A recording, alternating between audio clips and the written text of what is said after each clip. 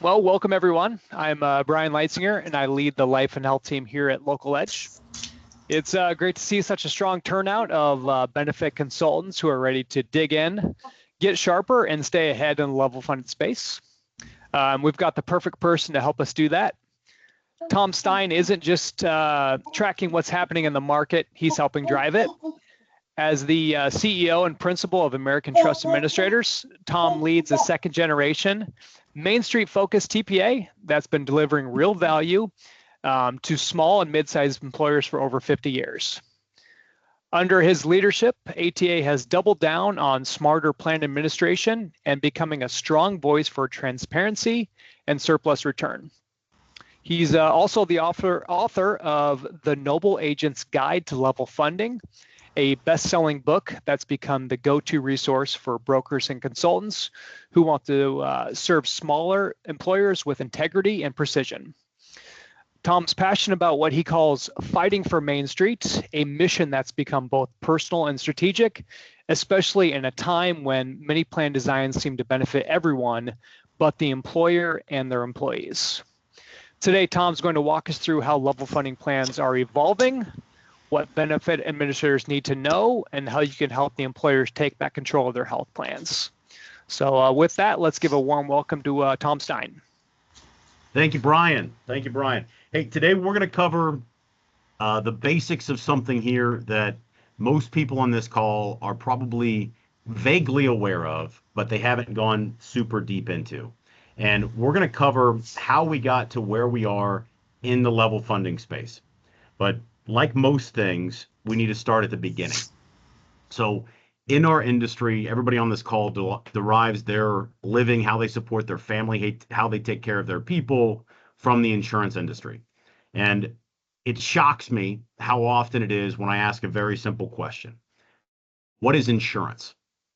Now, that question gets a myriad of different answers, all of which are partially correct and a little bit incomplete. So today we're going to cover a bit of the history off the bat of insurance and how we got from ancient technology to today, and how that specifically, the understanding of that will build a little bit more competence for you as you talk to your business and plan owners so that you can build the best plans possible, understanding the deep value, which is the incentives inside of the system that have changed it over time. So the first question that I asked a minute ago, what is insurance? Now, for those of you on the call, I would assume a number of you say something along these lines. It is a transfer of risk. It is a payment of premium for coverage. And that is technically correct. But if we quote the Romans here, it's ethos, pathos, logos. So as salespeople, as communicators of the insurance industry, if we focus on the logos or the end result, then we're going to miss what people truly value. So logic is generally how people in the insurance industry talk. But people buy insurance for a slightly different reason. They buy it because of the ethos or the pathos. Now, that's all the Latin that I'm going to use here in this conversation. But with that, when people buy insurance, they're not buying the transfer of risk. Of course, they get that. But what they're actually buying is the ability to pay a little bit to not have a catastrophic risk. They're buying the ability to sleep a little better at night because they have paid a little bit rather than running the risk of ruin. Or, as one of my underwriters always says, insurance is the lucky many paying for the unlucky few. Now, if there's a better line out there that explains just what insurance is in terms of how it operates in the market, I am all ears. But I love that line. So from your chair, think about insurance in that way. It is the lucky many paying for the unlucky few. Now, we're going to be quick on this history so we can get into level funded stuff, but this is important. Whenever we look at the history of humanity, people say that banking is one of the foundational industries for civilization. I would argue slightly differently. I would argue that insurance, especially in its earliest form, is the foundational technology of civilization. Now, whenever we think of insurance, we think of a difference, a bifurcation between the protected and the non-protected, the covered and the at risk. And the easiest way to think about that is think about a city and its walls. So when we look at the history of insurance, we look at the walls of Jericho, if you will. Around that city, they built a wall. Now, with that, everyone paid in the city to build the wall, and the people inside of that had a reduction of risk. They had reduction of theft, they had reduction of bandits, burglary, fire. All of those things were a reduction in risk, and it bifurcated the marketplace. So people would pay money to store their flocks and their goods inside of the city because there was a reduction of risk. They would pay extra for that. Now, that was a premium. Now, outside of it, there is no protection. So the walls really represent the first bifurcation of the market. Now, that operates in something we're going to hit just in a second, which is different types of money. But that was the main system, city walls. And so cities built their own insurance systems of saying, we will protect you for a fee. Now, that is a compulsive system, not to get too nerdy, but that is a tax-based system.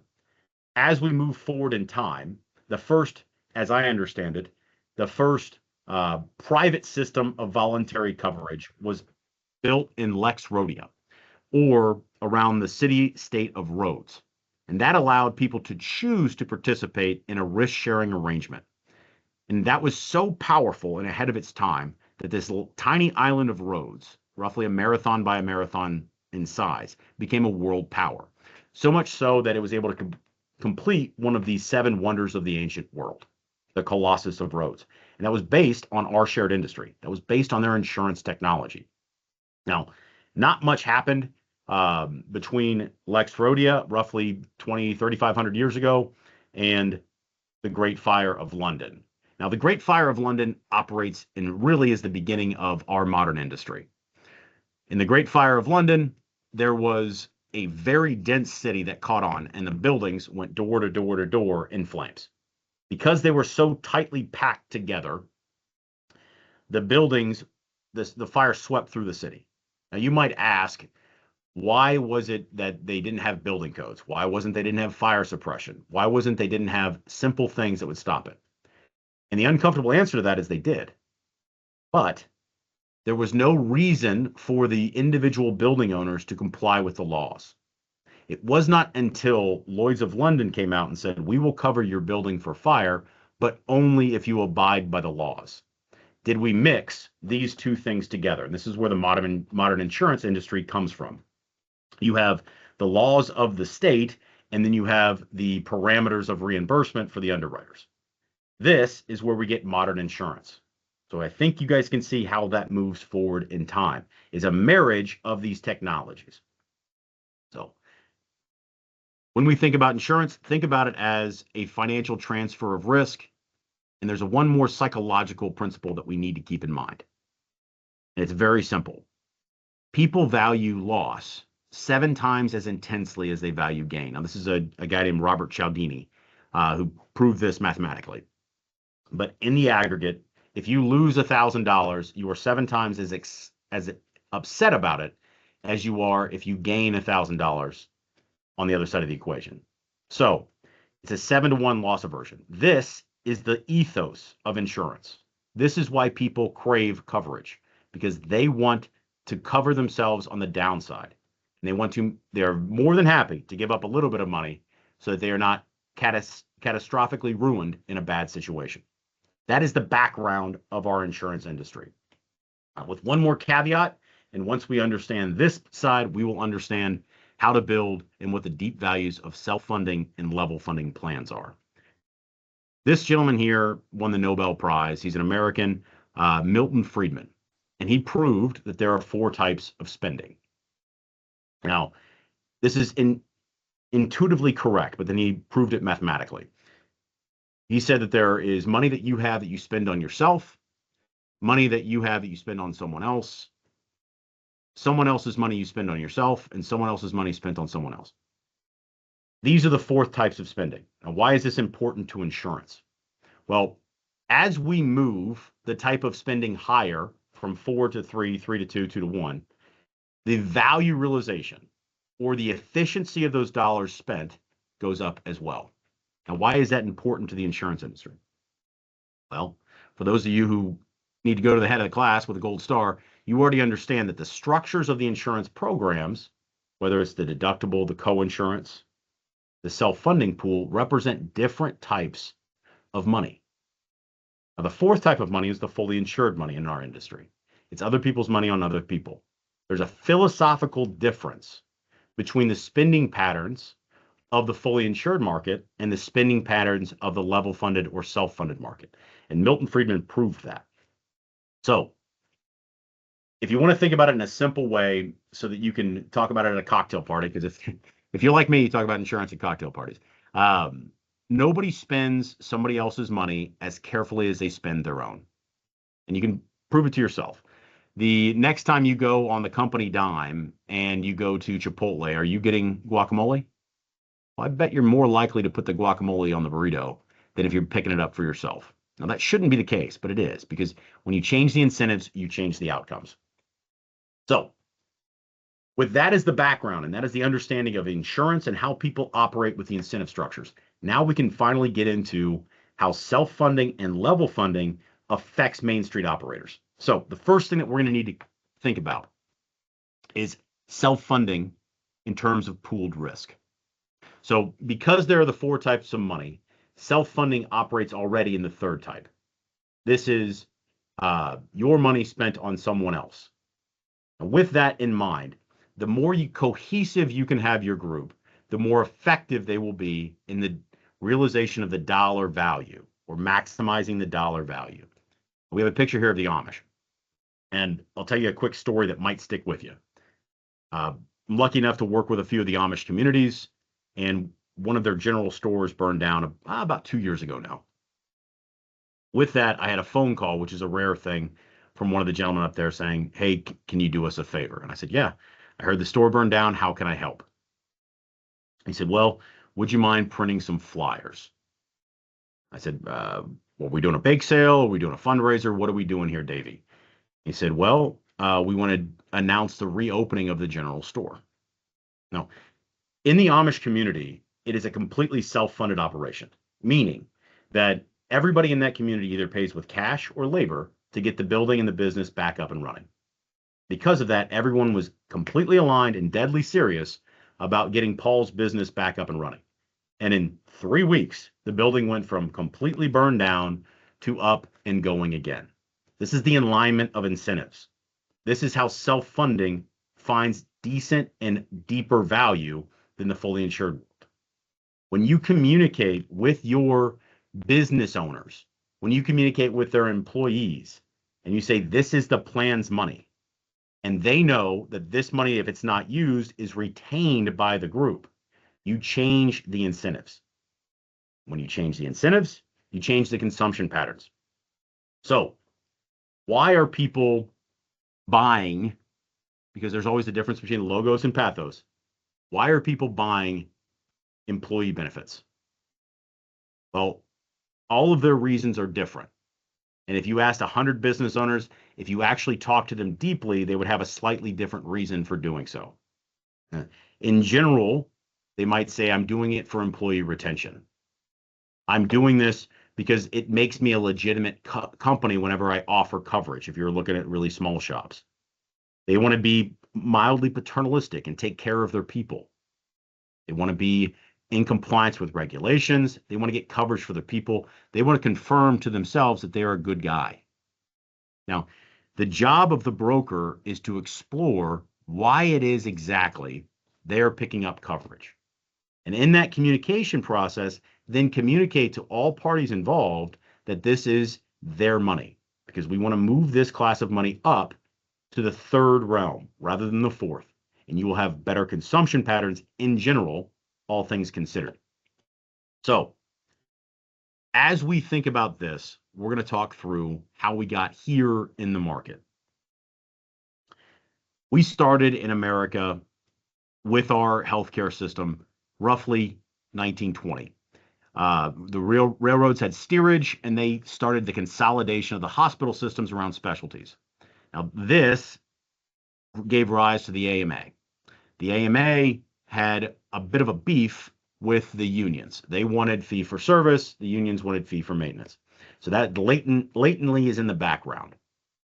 As World War II kicks off, there's consolidation, and there's a famous court case called the Inflation Control Act of 1942, if memory serves, that said employee benefits are not going to be taxable to the employee, which gave rise to employer-sponsored health plans. And there's a guy named Henry Kaiser who was kind of the spearhead of that. Kaiser Permanente, if you're familiar, is one of his companies that still exists today. That gave rise to basically a promise from the company to cover the people, and it was priced on a thing called indemnity. Now, indemnity is basically just a flat promise. You get care, I give you payment. This is where the market developed in the 1940s, 50s, and 60s was the rise of indemnity. And you can kind of hear this older tone in the conversation where you have the gentleman of that era, think GI is coming home, and think your grandfather most likely. These guys had a hard nose and a hard line saying, if I made the promise, I'll do it. And that was the first scaled model of health coverage in the US, was an indemnity model. Now, indemnity says the member goes and consumes care. This is broad strokes here. The health plan will pay the reimbursement. But over time, what ended up happening is the Wall Street types or the aggregators started buying up multiple hospital systems and increasing the price on the same care. Now, this might sound echoes of familiarity to today. So as there was greater consolidation, the human factor was stripped out of our system. So you have greater levels of bill inflation, if you will, that gave kind of the death knell of indemnity. There's very, very little indemnity out there. But with that, it fell out of favor and brought up the next model of healthcare, which is called the HMO. The HMO still exists, much larger than the indemnity market, but it's still about 9% of the US market. This is effectively going back to that conversation between the unions and the business owner, or the unions and the AMA. This is more of an access to care program. This is not fee for service. This is fee for maintenance. And with that, you had a big shift from the indemnity model to the HMO model. Now, for those of you who've been in the business for a while, you understand that the HMO model is not without its problems. Again, most of these problems come whenever the systems get too big. So as HMO systems got too big, they started playing games with the delivery of the care that the member was entitled to. So you hear the horror stories of scheduling MRIs at 3:30 in the morning, and when you don't show up, backing them off another 9 months. You have the horror stories of them making it almost impossible for you to get a referral to a specialist. This is where the HMO sector started to go after multiple hospital systems started to consolidate, and they started to kind of squeeze the onion, so to speak, to try to get the juice out of it. And that just makes everybody cry. Now, with that, that gave rise to what most people on this call are very familiar with, which is the PPO. The PPO, or the preferred provider, is a network that is built upon the indemnity structure within a discount. So for those of you who are not familiar, the hospitals have a charge master, and that was more or less the indemnity charge. What the PPO said is that that number's not real. I'm not going to pay you what you say it costs. I'm going to pay you a discount off of that. And for that privilege, I'm going to give you a number of new patients through your door. So we're going to work together. As I give you more patients, you give me a greater discount. This is the primary model in the marketplace today, the PPO model. What generally happens, you have your large bill, let's say $100,000. The PPO comes in and says, I'll give you 50% of that, and that's square. So they pay $50,000. To keep this in mind, and for those of you on the call who've never looked at hospital bills for fun, well, come on over, I'll show you some. But this is some of the examples of the egregious nature of these bills is in Fairbanks, Alaska. There's a hospital system up there that delivers hip replacements. And those hip replacements at discount cost about $120,000. Now, you can go to the Surgery Center of Oklahoma, don't quote me on this number, but get it for roughly $12,000. Now, why is there such a large difference in those two things? Some of it has to do with location, of course. Some of it has to do with PPOs are now suffering in some situations from the same problems of over consolidation that we've seen in the HMO and the indemnity space. Now, in my belief, PPOs are still going to be the best thing going for a number of years, but it depends on your area as the broker. That's why it's really important for you to know the area in which you're serving and whether you want to play with a PPO plan or a different plan that's going to fit in that same program. So what is the next program that people are talking about? Well, the one that has more traction than most is reference-based pricing. It's been around for a while in the P&C space specifically, but it came over into the health space about 12 to 15 years ago, depending on who you ask. And right now, it's about 10% of the U.S. market. So it's just a little bit bigger than HMO, but it is starting to plateau because there are problems with it. But what RBP says is a slightly different model for pricing. It says instead of us going in and saying, you're going to give me 50% off of that $120,000 hip replacement that we talked about, which means I'm going to pay 60. They say, I'm going to pay you 50% more than what your biggest consumer pays for the same thing. And that is Medicare. So if Medicare is paying $20,000, I'm going to pay you 30. And we're going to call that square. Now, this is not without problems, but it is a big savings in many situations. So with that, it is more transparent, but it is also much bumpier for you as the broker. I'm assuming a lot of people on this call have had some experience with RBP, realize you may be getting the business, but you're buying some problems. So realize that you want to go in with your eyes wide open whenever you look at RBP plans. But with this, we're all trying to solve the exact same problem, which is get to a fair price with a third party that's paying. This is why we covered Friedman earlier. The third party payer problem always will be less efficient than if someone goes in and negotiates for themselves. But because we have so much money involved in each and every claim, we have to aggregate. Insurance is a necessity for American healthcare because the costs are so high. So with that, how do we build a system where we arrive, or a pricing model, where we arrive at something that is considered fair for both the client, because they're going to pay for it, as well as the provider? Now, with that, there are multiple different ways, but the big two are going to be RBP, which is we're going to take the baseline of what the government reimburses and we're going to pay you 50% more, broad strokes, or PPO, which says you tell us what your cost is and we'll get a discount off of that. Think about it like a hamburger. If you walk into the local bar and you sit down and you have a loyalty card that you bought from the local football player, and it gives you $5 off your hamburger. Fantastic. It's now $9. Good deal.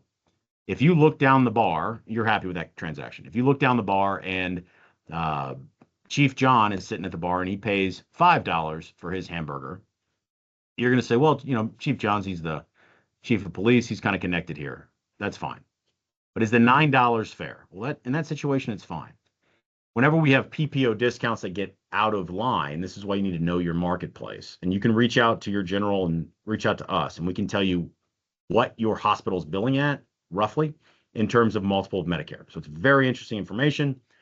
If they're billing over 4, then you're probably need to explore some other options. Because when it gets to that point, if you sit down for a burger and the guy says that'll be $100, but I'll give you $50 off, that's still a way expensive burger. I'm not buying that. I'm not hungry anymore, right? So with that in mind, this is where PPOs and RBP tries to play the balance between what is fair in terms of reimbursement to the provider, but also fair to the company, because these plans are self-funded. Am I making sense so far? I've been talking for about 30 minutes. Jackie, what questions have come in the chat? I know I've covered about, 10,000 years of insurance history. So I did that in a blitz. Okay. We don't have any questions yet. All right. Well, I'm doing an excellent job then. So with this, guys, as the market continues to develop, there's going to be a couple of things that you as the brokers are going to be more and more important in. And this is kind of the fun stuff that we can talk about that's going to affect all of our careers for the years coming forward. AI and the complexity of our industry is only going up. So you as the brokers are, in my opinion, seen as more and more important, not less. Now, there's a lot of conversations about how AI will take over everything, how the people who are going to succeed are the ones that scale in those models only. I think that's actually not true. I think that those folks are focusing on the logos of the system, but humans do not make decisions based purely on logic. There's a famous study of a group of people who had a brain injury, and that was the emotional center of the brain. Now, economists thought this is fantastic. We can go and study these people to see what the truly rational decision is in each and every situation. And what they found was actually a bit surprising. It was not that the people who had no emotional center in the brain made better decisions. It's that they didn't make any decisions at all. Without emotion, humans have a very difficult time of actually ascribing value. And the people who are looking at the rise of AI only are ignoring the emotions of the human. Now, what are the emotions of the client? What are the emotions of the human whenever you're sitting down with a potential client? The first thing that those clients want to know is they want to know that you are competent enough to help them. They want to know that their time invested with you is at least going to be beneficial to them. What's in it for them, right? Now, why is it that you're sitting down with them at all? Because our business is extremely complex. And humans want to make decisions that take them from where they are, which is in a position of uncertainty, to a position of certainty. This is the loss aversion of human nature. So when you sit down with your clients, if you want to fight AI, if you want to fight for the future of the American broker with the small business owner, realize your chance to do that is not with extreme speed. It's with extreme depth. When you sit down with them and you explore the actual needs that those clients have, and you explore why they're actually buying a program to begin with, you can then discover what they really value. And in doing that, you can customize the plans to what they need so that we can realize the best type of spending, which is the most efficient type of spending. And then you as the broker, in doing that, are now their Sherpa, their guide, their hand holder as they go through the entire process. This is the value of the broker. You show up and you invest your time because they trust you. That's it. So as we look at our industry, as it continues to evolve, whether it's going to be PPO, RBP, EPO, some other type of model, international, what's really going to stay the same is that the value of the broker is derived on how deeply they serve their client.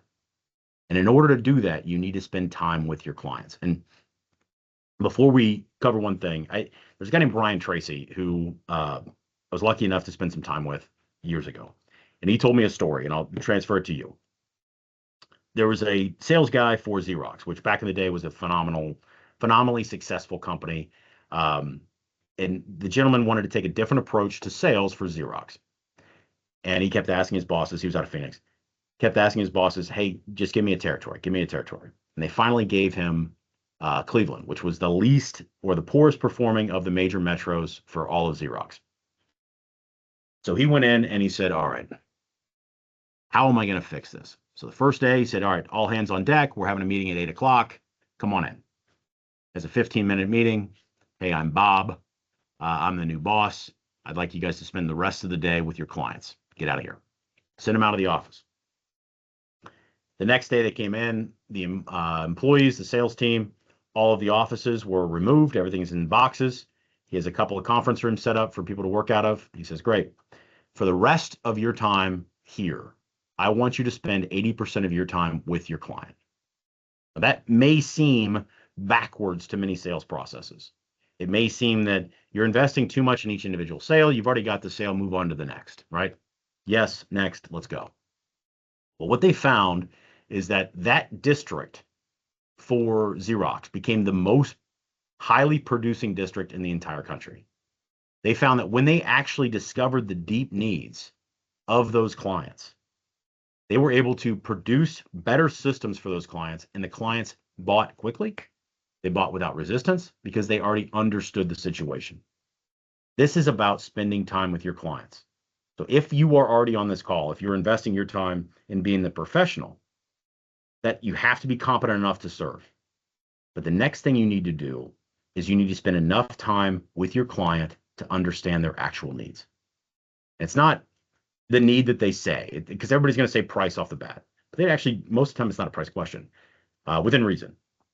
Most times they want to deliver the best thing for their employees. They want to have greater employee retention. They want to do a myriad of different things that have nothing to do with the numbers. And until you discover those, then you will always be competing on a spreadsheet rather than on a balance sheet. We would rather on balance serve than be compared to every Tom, Dick, or Harry out there that has another plan. I hope that part makes sense. Now, whenever you're moving forward in your career, if you're on this call, you're already probably a decent producer, right? But we need to do a couple of things as an industry so that we can continue to serve. We need to be known, we need to have the ability to help, and we have to be worthy of trust. That's as the broker going out to the client. And these are things that you probably already know inside. Is that if somebody doesn't know you, it doesn't matter if you can help them. If you don't have the ability to help, it doesn't matter if they know you. If they don't trust you, then it doesn't matter if you have the other two, because they will not work with you. So as we are building a system that serves Main Street, as you go out and you serve your clients more deeply, as you explore their deep needs, you have to hit these three things. And let me tell you, there's one kick here, which is once you serve someone very, very deeply, they give you referrals. The Navy SEALs say this, and I believe it's true. Go slow to go fast, because slow is smooth and smooth is fast. So whenever you are going to your next client, I challenge you, spend more time with them, explore their actual needs. People love to chat about themselves. So ask the questions about their business. How did they get to this point? In fact, I'll send it to Colleen. We've got a ribbon spine that actually Brian Tracy helped me build on exploring the actual needs of the client so that you can best serve them. Now, another thing that we can do, which Local Edge has for you guys, is we have the level funded university. The level funded university takes brokers, now takes them from confused to much more competent. The university has about 175 videos of me talking about different parts of the sales process, different parts of level funding. I love this industry. If you can't tell by now, I don't know what else I can tell you. And it takes you and makes you a much more competent individual inside of the sales process. Now, the beautiful thing about Local Edge is that we've been working together for a little while, and they are giving you guys access to this for free. Now, it was in the advertising, I think, that you guys signed up with, but so you probably knew that already. But they're going out and they're providing this to you guys, or guys and gals, so that you can be better educated and be much more effective in your communication whenever you're talking about small group level funding. The university itself is made for level funding. No, I'm ATA, right? This is my company. I love this place.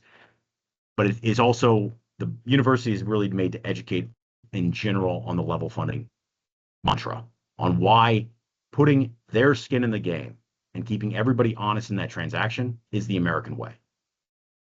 Transparency breeds efficiency. And with level funding and self-funding, we are the more transparent model compared to the fully insured model, which is very opaque. So there's a price to easy, and that price is opacity.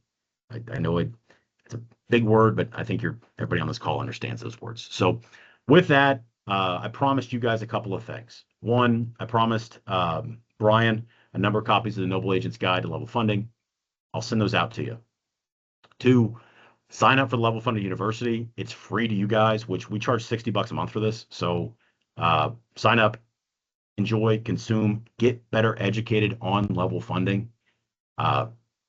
American healthcare is the innovative engine for the planet. Now, people ask, why does this matter? Why do we have a private sector in American healthcare? Folks, for those of you on the call who don't know this, we are 4% of the world's population, and our industry, what we do together, provides 90-some% of the world's new treatments and cures. Is it perfect? No, it's way too expensive. But without us, we do not have the new treatments and the new cures for our kids and the future generations. We are protecting something beautiful here, which is the innovative engine of our people, and it benefits the entire planet. We have a chance to do something great as our generation now comes into the fold. But we have to choose to fight for it. So I hope you guys got some value out of this. If you guys want to fight for Main Street, the level funded university is a great way to be educated. If you want to work with us, we're here. Colleen and Brian have access to us. You don't have to work with us, but just work with a transparent operator that puts the client first, and America is going to be just fine. Hope that made sense. Jackie, what questions do we have? We've got about 7 minutes. So how can I help? Brian, what did I miss? Tom, nobody's really asked any questions. We had a little feedback from Tish. She said, price transparency. Price transparency. Is she talking about the Transparency and Care Act of 2020, or what's she talking about there? I don't know. Okay. Well, with that, there's a couple things I'll try to spitball off that. On price She was transparency. commenting on Oklahoma Surgery Center. Gotcha. Oklahoma Surgery Center is a very transparent operator that allows for all of their prices to be online. So in general, they are the most affordable for joints in the U.S., but you do have to go to Oklahoma. So it's kind of it's a double-edged sword. You can get a better cost as the member, but you're in Oklahoma, so it's a bit of a travel. Brian? That was great. I think I speak for everyone, that was very informative. I will say I personally working my way through level funded university. It's great. I love your content. I can't get enough of it. And I encourage everyone to go out there and check it out.